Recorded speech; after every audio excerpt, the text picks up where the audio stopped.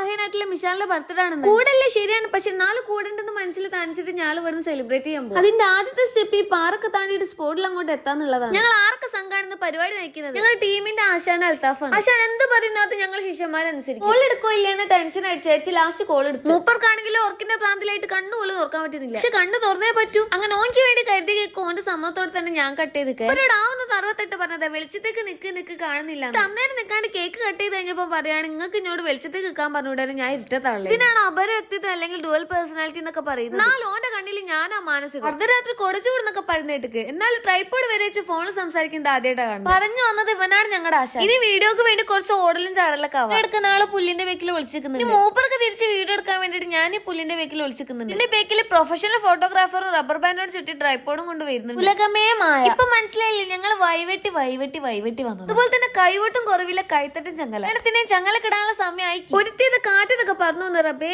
ചരിച്ച മോളെ പറന്നു വന്ന കാട്ടി മുന്നേ ഓളെ പിടിച്ചിട്ട് ഓളെ കാട്ടി വലിപ്പുള്ള കേക്ക് കൊടുത്തു. ഇപ്പം ഭൂമിയിൽ അത്യാവശ്യം ബാലൻസ് ആയിട്ട് നിൽക്കുന്നുണ്ട്, കുഴപ്പമില്ല. എത്ര ടേസ്റ്റുള്ള കേക്കാണെന്ന് പറഞ്ഞാലും നോൺ വെജ് കിട്ടിയില്ലെങ്കിലും മനസ്സിനൊരു എനക്കേട്. വെറുതെ എനക്കേട് വെച്ച് കിടന്നുറങ്ങാണ്ട് ഒരു ഷവർമ പോയി. അപ്പൊ ഇന്നത്തേക്ക് ഇത്രയുള്ളൂ.